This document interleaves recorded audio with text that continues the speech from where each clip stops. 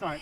Absolutely fantastic. Yeah, I think I nipped out at half time and there wasn't a car on the road. It was brilliant, you know. So, and what the girls achieved was just absolutely fantastic. I think we'll be interesting. We have our soccer school tonight, so it'll be interesting to see how many more girls turn up to the soccer school tonight. I'm sure there will be some, but yeah, fantastic what they achieved. It is. It's special for the whole village. I mean, there's been all sorts of, social media today on about having a bus tour in the village because we've also got, whilst Millie was part of Killamarsh Dynamos, there's also Ellie Roebuck, who lives in the village, who was part of a team not far from here. So she never got on the pitch, Ellie, but she was a big part of the squad as well. So, but yeah, brilliant. Yeah. The under 12s was the team that Millie joined. And her manager was Andy Poulsen, and I think they're still close now. So both, still obviously Andy's still in the village as well. And yeah, Millie joined that team, and she actually joined as a forward. So first year, I think she scored 40 goals in the first year, but she was helping Andy with training and all sorts. So Andy would say that when it came to training, not only was she a good trainer in terms of him training her, but she would also help him with the training. So she became part of his training group, which is fantastic for somebody that's 10, 11 years old, But yeah, I think we all look at her with immense pride to say how far she's gone really. I mean, it was clear from day one really that she was going to go on to bigger and better things, and the whole village is proud of her. I mean, what she's achieved is fantastic. I think that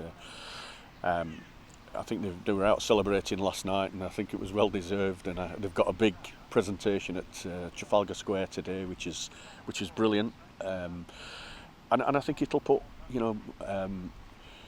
girls, ladies football on the map. Really, I think it'll open lots and lots of doors for girls to to play football, which is brilliant.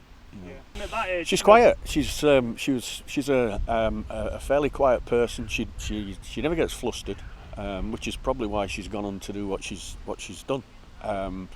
She never forgets the village. She never forgets the girls. She's during the run up to this tournament.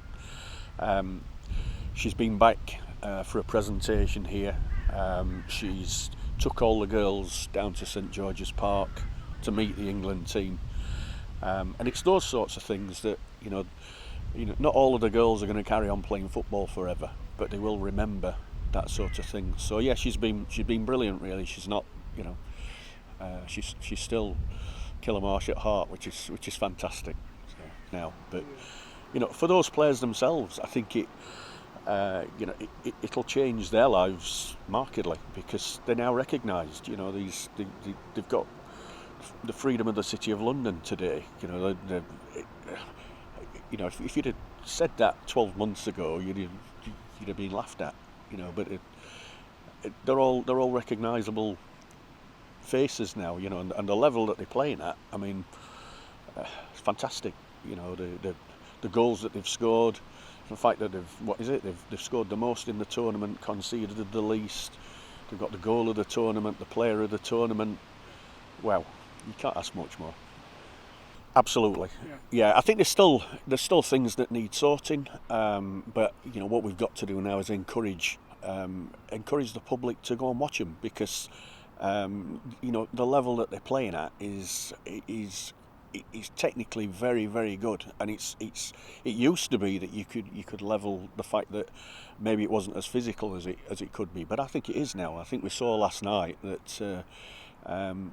There was not only was it a good technical game, but there was a battle going on there as well. And so, yes, I do. I think that I think the FAs need to get behind it, and I think we need to look at the pathways to make sure that they're clear, and we need to encourage it more and more and more.